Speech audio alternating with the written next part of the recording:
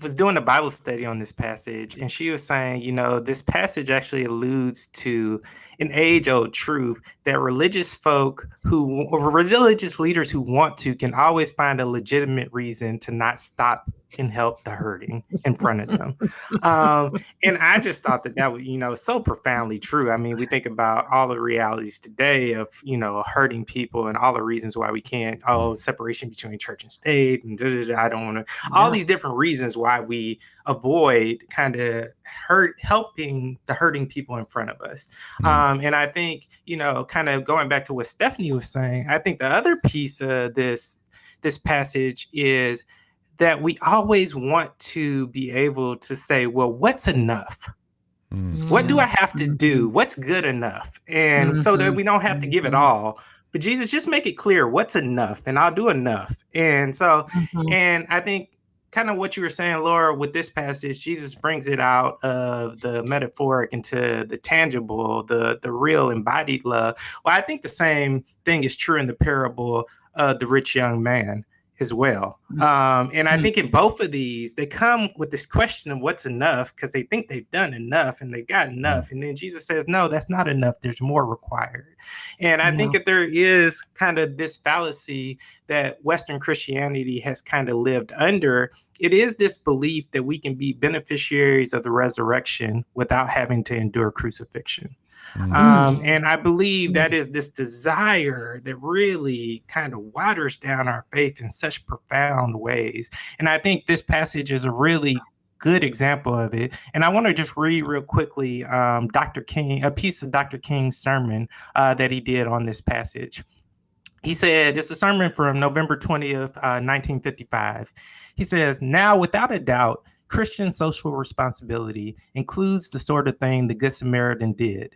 So we give to the United Appeals, the Red Cross, and all types of unfortunate conditions.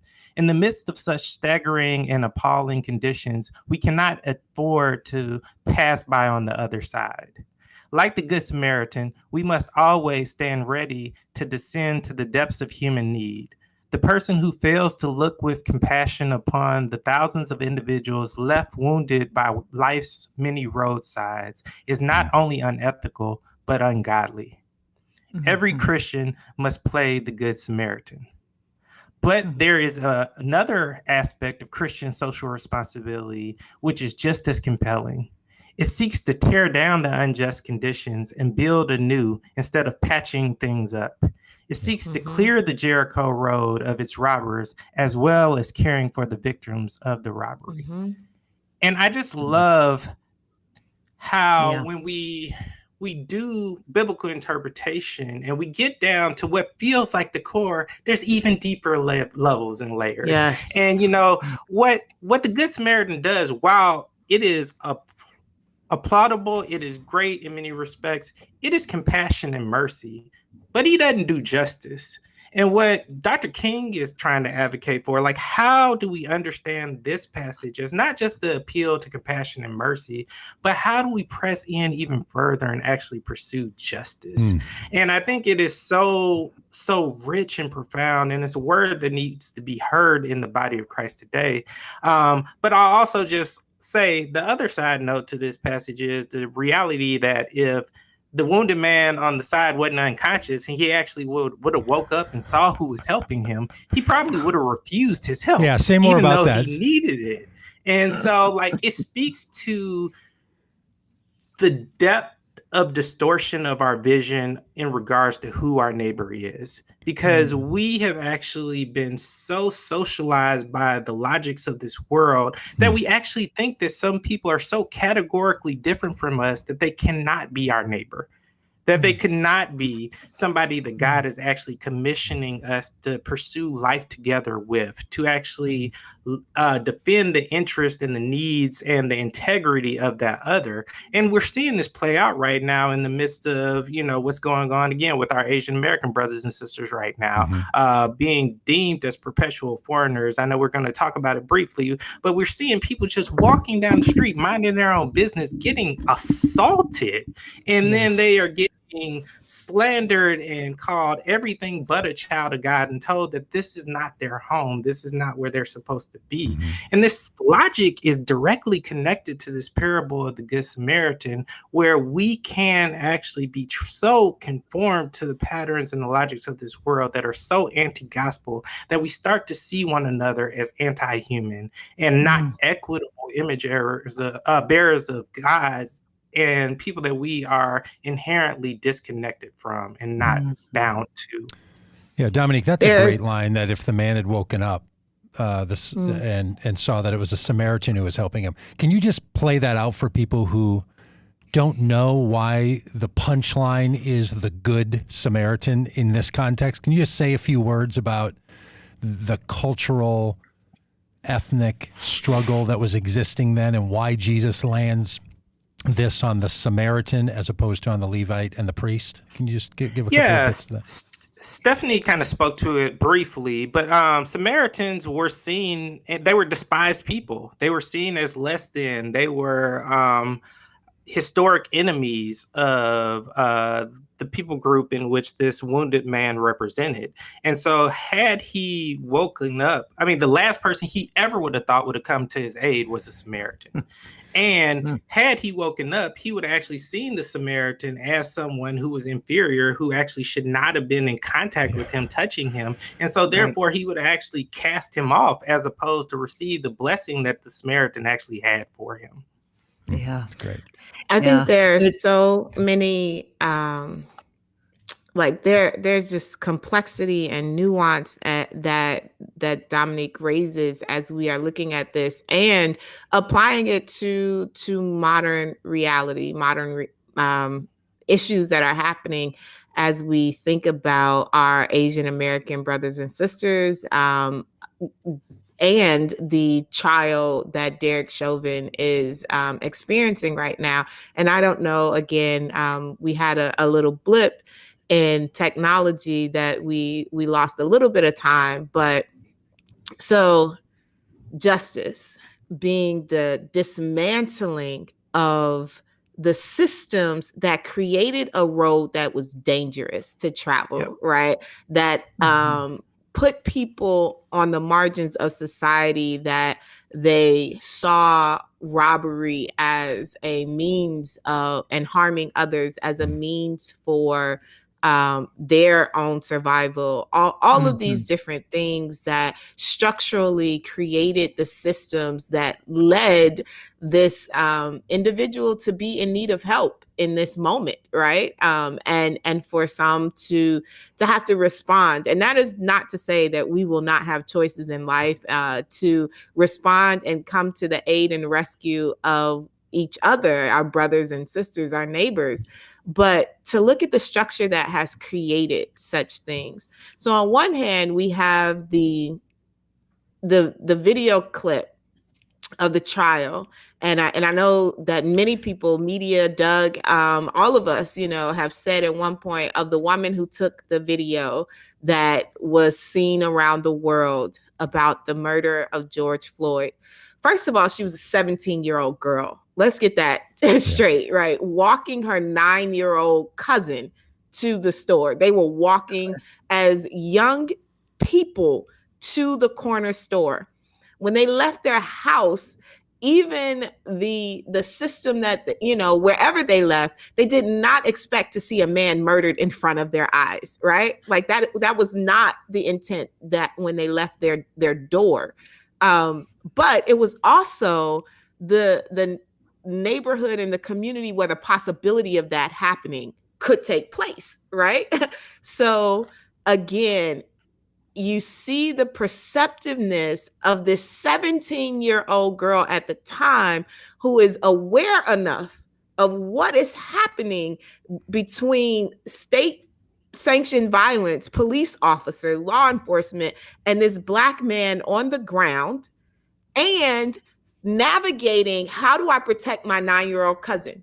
Because before she even testifies, before she even captures the video, she makes sure that she gets her cousin into the store and is not watching this violence, this trauma taking place. And then she comes back out to do what she can do as a 17-year-old, which is to pull out the resources and the devices that are accessible to her to record what has been happening. She is that conditioned and trained in this moment to at least make a recording. And then she is, after the fact, after the trauma, after the national, international fallout and reaction, then she is self-aggrandizing. Like, she is so caught in her own pain and trauma of not have done enough, in her own words, right, to have saved the life. But the real crime, the real problem is that we have created a society where a 17-year-old Black girl has to make such a decision. Amen. And then to come to a place and to testify about it, right? Like, that is the real crime that has to be on trial in the midst of all of this right now. Mm-hmm. Juxtapose that with 65-year-old Asian American woman who is literally just walking down the street, going about her business, attacked outside by some random, I want to say some words that are not pastoral, and to have individuals watch, not just watch her attack, but to close the door on the attack that is taking place. Now, one could say, if we are not wise and understanding of righteousness and nuanced enough, well, the young girl didn't get in between the officer and George Floyd, but to call her into the place to lose her life in that process, because we know how police and Black bodies engage versus what happened with these two individuals who sat and watched another citizen harm this person without doing anything. They didn't call 911. They didn't go out there and say, hey, stop, at least, are two dramatically different moments of asking the question of what do I say versus what do I do, and who is my neighbor? This the person, her name is Darnella Frazier, and I'm going to try to play the audio. I hope this works. You've had a little technical glitch here, and if you're watching the video now, there's an earlier one, which this is part 2 of. But this is 49 seconds of the audio of her testimony yesterday, and she seems to have she's such a wise person at so many levels, protecting her cousin, protecting herself by recording this, by sharing it as she did, so that it would spread around the world, by trying to confront the powers of the police in any way that she could, and then sitting in a courtroom and telling her truth. But what she says in this, I found really riveting. I think it's worth listening to, not just on this podcast for this topic, but just over. Her impulses here, I think, match this teaching of Jesus so well. So I hope you can all hear this. Here we go.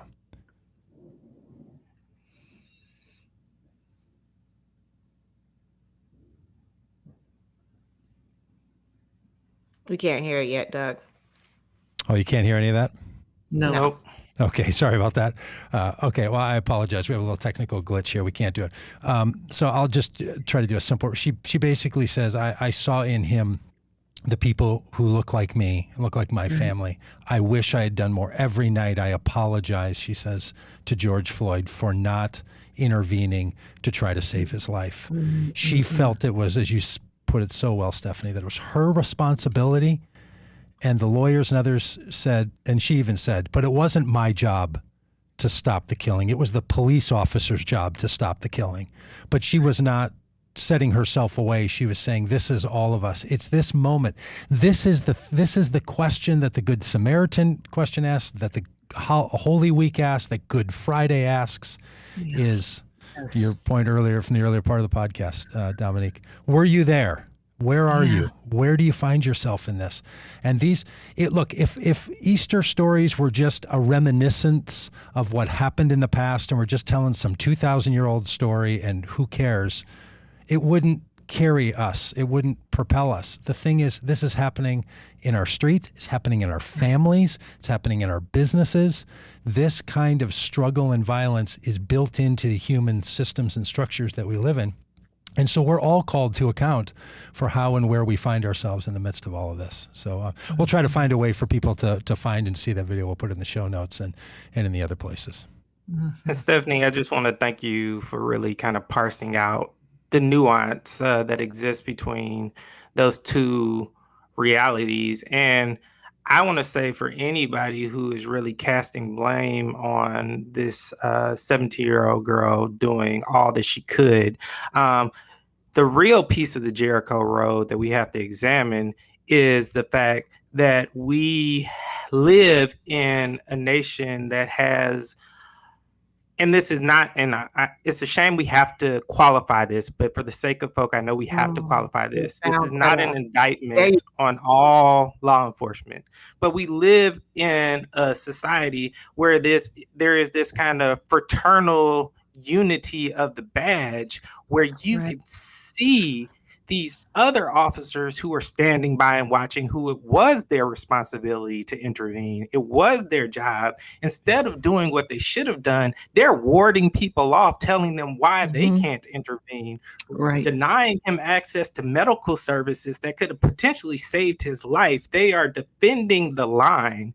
And the Jericho Road that we have to really reckon with in this nation is the fact that we have people whose job it is to protect and serve, who sometimes are more interested in defending the line than doing their job. And if we are going to do the deconstruction of that element of the Jericho Road, we are going to perpetually have the same conversation over and over and over again. And we're going to perpetually see officers who literally murdered somebody on video, and we're having a trial to figure out if they actually are guilty or innocent. This is the Jericho Road destruction that the church has to be invested in. We can't be so committed to rhetorics of law and order and the notion that anything that is not in alignment with blue lives is actually anti-gospel. That's rubbish. It is nonsense. And if we don't have the integrity to be a prophetic presence in the world that speaks truth to power, that actually defends the interest and the livelihood and the dignity of re-crucified people, then what are we bearing witness to? Yeah. Dominique, I the phrase that comes to me is that Jesus was murdered by law and order people. It was a law and order mixed with religion that was a toxic element that took him to the cross, right? It was religious leadership and state-sponsored execution that took him to the cross. And we got to say that, and we've got to proclaim that, right? The truth of the ministers gathered outside the courthouse, kneeling in prayer, right? The reality that there is a justice that we know must come, and it's got to come no matter what. It's got to come in the midst of the line. It's got to be the young guys standing around, right, saying, you've got to get your knee off that man's neck. I mean, it's got to come within the system. It's got to come without the system, from the outside. And it takes all of us. Just one other quick word too, because the word that we've got to repair the road, the Jericho Road. That should not be the dangerous road, right? It really strikes me that it takes all of us. It takes the praying saints who are confined to their rooms, praying down the power of the Lord from heaven. It takes those who are working at that intersection of bandaged, of people who need real and present help, who need food, who need bandaging, who need a safe place to be restored. And it takes those who are policymakers. It takes those who are in positions where their votes matter, right? Their voices matter. The corporation leaders who are saying this is not going to stand, right? It takes all of that. And there's no part left out of that. And I think that's also something we proclaim as the church, that it takes every single hand, right? All of us together. And it takes, to go back to our Asian brothers and sisters, it also takes the compelling of bystanders to step in and to intervene with the power that they have access to, right? So again, we can understand a 17-year-old girl in the face of 4 law enforcement agents that have probably murdered others in her community is not the same as 2 individuals at work looking outside of a glass door, willing to close the door on it and to look away. 3 people, right? And to not intervene in any kind of way. So to your point, that it takes all of us, including the compelling of every last one of us, using the resources and the power that we have access to. There is not a single one of us that has no access to some form of power. Yeah, and it also takes us kind of having the integrity to live in the complexity of life. So one of the officers who was warding people off from actually intervening in the George Floyd murder was an Asian American. And Black folk were pissed, and they were outraged that this other person of color of the BIPOC community was actually subscribing to white supremacy and deathly realities.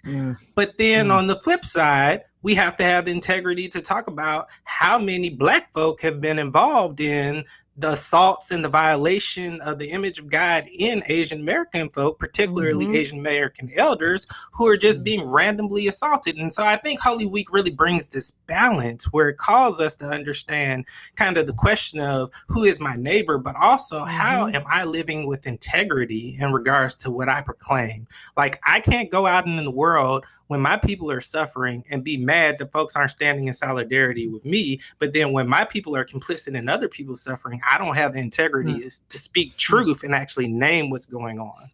Yeah, it is so well said. Look, the parable that we're talking about is the parable of the Good Samaritan. So if you're new to this video, if you're watching it on the video and you're wondering where the context is, there's an earlier video that we restarted.